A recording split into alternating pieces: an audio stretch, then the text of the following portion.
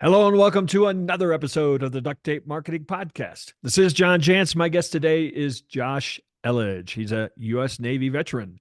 Launched upmyinfluence.com to help agencies, consultants, coaches, and other high-ticket B2B service providers skyrocket their sales. He's also got another, I don't know, can we call this side project? Savingsangel.com, which has grossed more than 6 million in sales with zero paid ads. And he is a keynote speaker, writes a syndicated newspaper column to 1.1 million readers, and regularly appears on more than 75 TV stations across the country. So, Josh, welcome to the show. John, listen, I don't want to embarrass you, but You're getting ready to. You're getting ready to. Here I go. I just want to start right up at the very top and just say, I'm fanboying a little bit right now because your longevity in this space has been just such a fixture for so many great business leaders, including myself. And I want to think, particularly back in, I want to say 2015, 2016 timeframe, that is when I just really appreciated your voice because that was definitely a period of when I was kind of shifting from one identity to another. And I not only just that you were there with a wealth of tactical information, but your integrity was the thing that was just so valuable for me, because in a world where I heard a lot of what I would call bro-y marketing out there that did not resonate with me, yours was one of collaboration, of serving in integrity. So I just want to say again, thank you so much for having me, because this is great. And so thank you for fostering this conversation here. Thank you. So there you heard it. Josh called me old on the show today. No, I appreciate that, Josh. Actually, we haven't done away with the bro-y marketing yet. It's still out there, but we're doing it one day at a time, aren't we?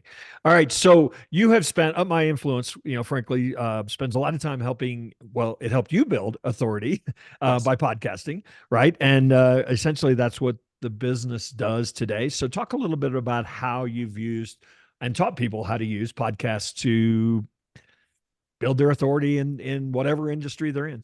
Certainly. So it actually started with Savings Angel, my other company, which I launched back in January 2007. I had no money for advertising, but somehow had convinced a lot of local media outlets to work with me, where I would provide content. And it started a lot of radio. And so I was hand coding my own podcast RSS feeds. I would record my radio segments, and then I would just create MP3s, upload them to my own server, update this text file. So I guess you could say I've been podcasting since 2007, which is quite some time. So I've definitely seen the evolution.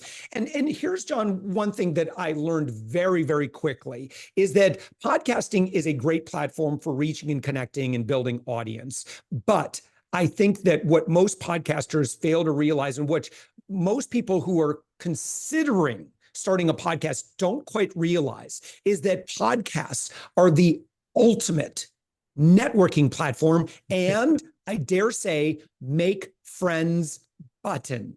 Yeah. And if you think about what a powerful tool or technology that is, I would just say to my friend who's listening to our conversation right now, do not sleep on this, because at the same time, this opportunity is out there in a world that is just dominated with amazing guests who want to connect. These exact same people that are appearing as podcast guests and are paying PR firms to get seen on podcasts. And it's not a high bar to start a podcast. Those same guests are being inundated with spammy, bro-y, lead gen amateurs.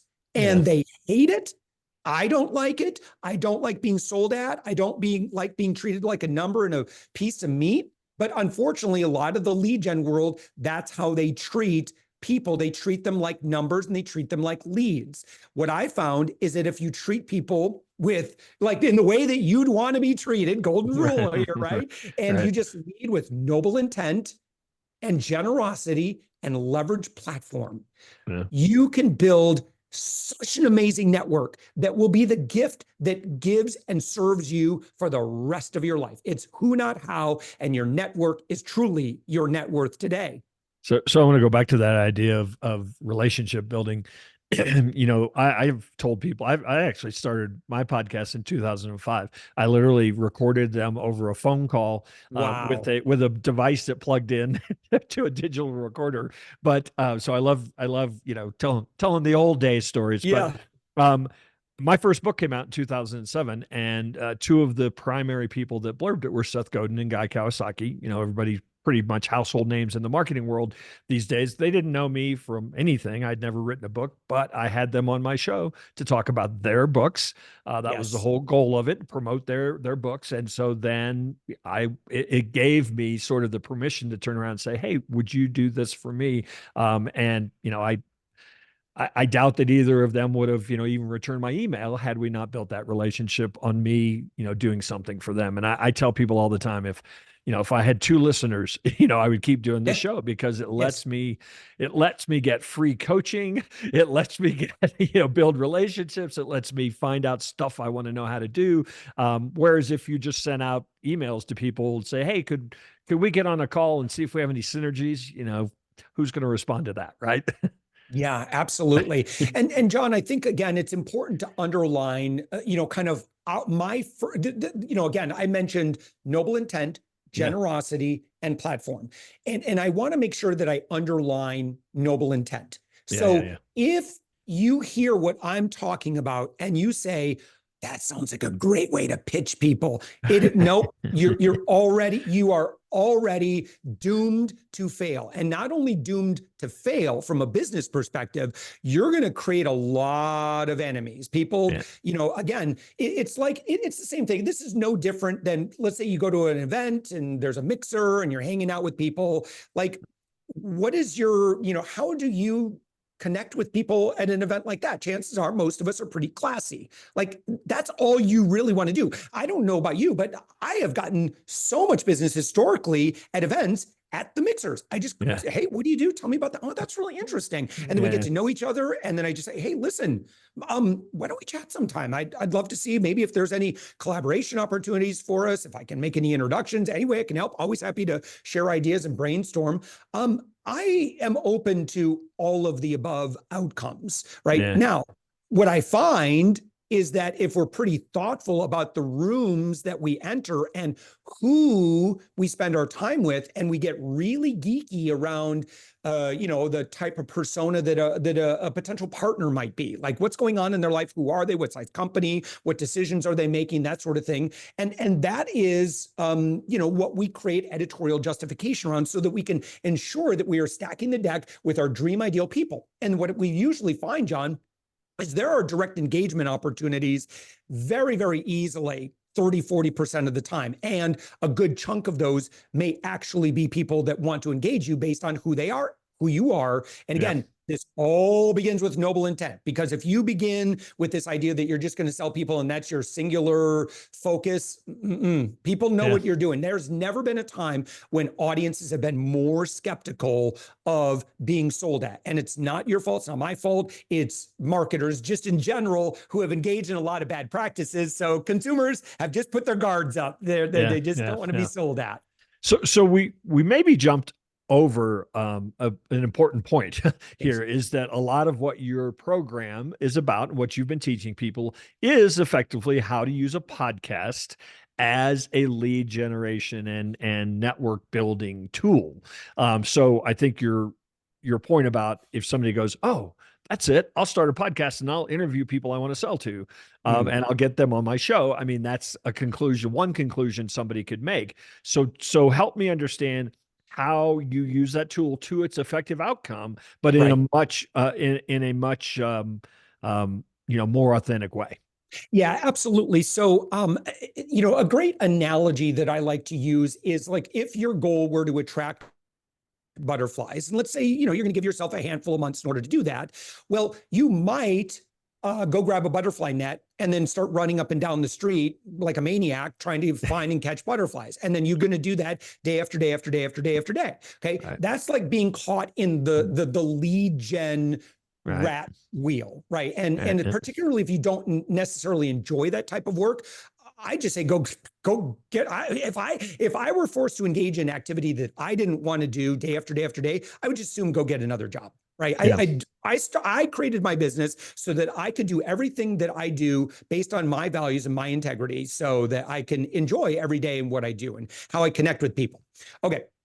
So the solution, if you want to attract butterflies, is quite simple. And I bet our friend who's listening to us has probably maybe thought about, oh, how would I actually do that? Well, I would suggest you plant a butterfly garden, right? So what you have to do is you have to lead with, if you want to build a relationship and you're the one that's initiating that outreach or initiating that suggestion that this is, you and I might be good friends. You cannot lead with an ask. And now, unfortunately, that's what a lot of lead gen people do. Or again, it's very, very tied to what it is that they want, right? So in true go-giver fashion, you are going to lead in generosity and you are just going to give the market what the market is wanting. Now, I can tell you that, this is my background in PR. I can tell you that there is an enormous industry around leaders wanting to be seen and celebrated for what they do. There are great podcast guest agencies out there that do phenomenal work we love because, again, they are helping get their guests on great platforms. I am thrilled to share my stage and shine the spotlight on other people. I enjoy doing that. I love letting people know what you do in the world matters. And I want to share your story with my audience. Now, because of that initial opening salvo or kind of opening invitation, well, that is wildly attractive to butterflies. And so they love my garden. And so because of that, now we get the time together, true active service. And then, like business adults do, if you and I were on a panel and at an event and we were serving an audience together and I'm kind of listening to you along the way, you're listening to me along the way, we're going to probably jive a little bit. And then at some point after, when it's all done, it's like, I really like what you guys are doing. Let's grab coffee sometime and just see if there's something we should be doing together, and then just be open to the possibility. Now, I will tell you this, John, and I'm sure you've done this. I buy a lot of my guests' books. I hire a lot of my guests. In fact, every contractor or agency that I hire was a podcast guest. I do a lot of business that direction and I do a lot of business the other way. It's two leaders that like each other are going to work very hard to try to find ways to support one another. That's what we want to create, is an environment where, people say, oh, good, now I have a friend who does what you do. And if you can do that a couple of hundred times, it's kind of game, set, match for many of us. That's really all you need, is just 200 meaningful relationships, not another broy sales funnel. Yeah, I think the challenge for a lot of people is that is a different point of view. That is a different mindset than a lot of people that are, I need to sell something today. Because what you're really saying is, do something in the world that provides value and you're going to benefit. You're going to win, right? But sometimes that's hard to put on a spreadsheet, right? It feels scary. Yeah, it does. I empathize with that. And I know what it's like to say, you know what? I got bills that are due in 2 weeks. I need to get someone to buy. The challenge with that is, I think that we are all aware, and we've been in that environment when we're in the room with someone and we know that they need us to buy. I will say that in the sales dynamic, that's not ideal because salespeople with sales breath, it's just we all smell it. And then, it's just, again, with Savings Angel, I've studied and led on consumer behavior since 2007. That's what I write my syndicated newspaper column about. And again, consumers have never been more sophisticated. They've never been more savvy, and they are just a little bit on guard. So, again, we just want to continue to assure our friends, we want to continue to assure the market that our intent is to do good in the world. And I generally, John, I trust leaders. They're either in market or they're not. So I think that there are some things that we could probably do to improve our sales ability and our sales processes.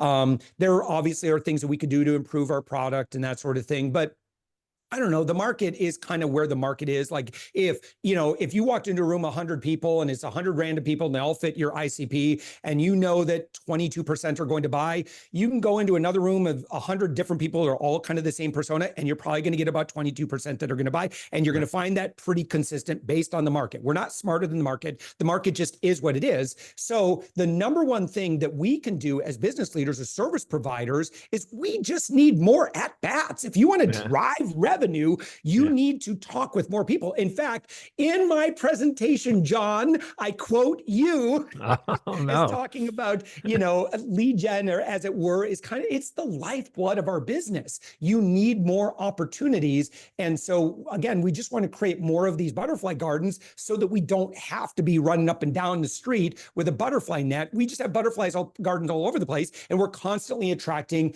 high caliber decision makers and fellow leaders that we want to engage with. So maybe we haven't said this directly too. So you teach people to start their own podcast. So I mean, I know what they are, but I'd love to hear from you. Or our listeners would certainly like to hear from you. What are the challenges, that you see a lot of, especially you're talking about maybe a CEO that needs that or wants that exposure. But podcasting, one of the things that stops people from doing it is it feels like a lot of work until you get a rhythm or till you get habits, so what are the biggest challenges to really making this work? Certainly. So here's the reality of statistics and the attrition rate in podcasting. It's pretty abysmal. More than 90% never make it to episode 50. In fact, I've seen stats that are even more dire than that. Episode 10. Yeah, it's pretty dire. I think a lot of people are well-intended. They get into podcasting because they're hoping that they're going to get visibility. They're going to get a lot of maybe engagement with that audience. What I've learned about podcast listening audiences is they tend to model the behavior of more of like a TV viewing audience, where it's usually a little passive, right? We're not necessarily clicking on things on our TV screen while we're out walking the dog, Exactly. Yeah. Now, here's the good news of this, right? So it's a very passive media while people are multitasking. Here's the good news. These are very high quality people that generally listen to podcasts. And I say high quality from a kind of ability to potentially engage with from a business perspective. So we want to be very realistic about that and understand that if you start a podcast, it's not going to be a whole lot different than if you start a YouTube channel. Like, it is just going to be a grind. So what you have to do is make sure that you have a foolproof business plan and a business model. So you do the business model first so that you know exactly what to expect. And also the contingencies. What happens when you get to episode 20 and you still only have about 35 listens per episode and you feel deflated? What is going to keep you engaged? Well, again, when I look at all of the benefits that podcasting provides, most of them are going to be long-term. Some of them are going to be short-term. And what I have found is that your ability to connect with and build relationships with your ideal partners, your ideal influencers or investors, or even clients that you might potentially want to work with, there is a significant ability to do that, because right now, if you have an okay podcast, right? And I'm talking about an interview podcast, and you use that to celebrate other people, you are stepping into an environment that for every decent interview show, there are hundreds, if not thousands, of potential guests already. Their supply demand in the podcasting world is insane. It has always been that way. And according to some good friends like Alex over at Podmatch, it's only gotten bigger. There are so many amazing out there that I just love being of service to, and then love exploring to see if there's any other things that we might be able to do together. Sometimes yes, sometimes no. I'm okay with all of that. Yeah, as a marketer, at heart, I always try to teach people, look, you're also producing content, which is going to have a lot of use for you, down the road, right? You are probably going to get a lot of backlinks out of it because people are going to promote the show because I was on the show. I mean, so there are many, many benefits beyond, the conversation that you're having that I think you certainly need to consider as part of it. Is there I think you started to touch on it. And time flies, of course, when you're having fun. But is there a future of podcasting and B2B sales that you think is going to look like something the next 5 years? Oh God, yeah, absolutely. So here, the thing that I'm so excited about is my mission is really to help cut down on the B2B spam. I just think it's so inefficient. I think it's Yeah. the stats are not great. 90% of us just don't engage with spammers right off the top. So that means you're only capable of even remotely possibly working with about 10% of the market. And then of those 90% that have they just don't engage with spammers. Like if you DM me, I'm probably just, not you, John, but if someone just cold DMs me and spams me, it's pretty much, it's an instant block. And it's not their fault. It's, honestly, I feel badly, but decision makers have to be so protective of their time and attention. And I'm very much in that boat. So you asked about the future of podcasting and whether it's traditional podcasting or it's the ability to engage as leaders do. What do leaders do well? Well, if you have a lot of wisdom and knowledge and experience, and I've got a lot of wisdom, knowledge, and experience, and that wisdom, knowledge, and experience is valuable to an audience, are there ways that we can collaborate together, right? So again, this may look different in the future, but it's two humans coming together in service of others. There is a magical dynamic that happens when two people come together in service. There's just this connective energy that happens. Like, John, you and I just did something good together. Doesn't that feel great, right? And then after that, there's kind of this high that happens. And a lot of times guests and hosts want to continue that, or at least they should. And if they don't, it's like, you're in the room right now with someone that probably knows some good people. You probably know some good people. And here, I'll just say this. Most experienced podcasters are really good networkers, or at least they know a lot of people. They are sometimes it will feel almost like a whisper network of who they know, because it's not flashy and showy. They're just quietly building relationships, serving audiences, keeping their head down. That's generally what I do.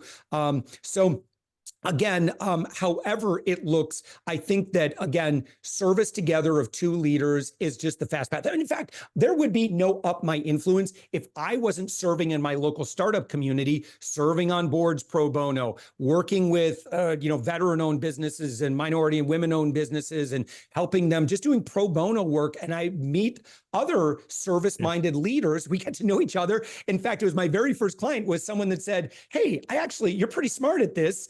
Can you do PR for me? And I'm like, I don't have a PR company. Let me ask my friend if I'm allowed to do that.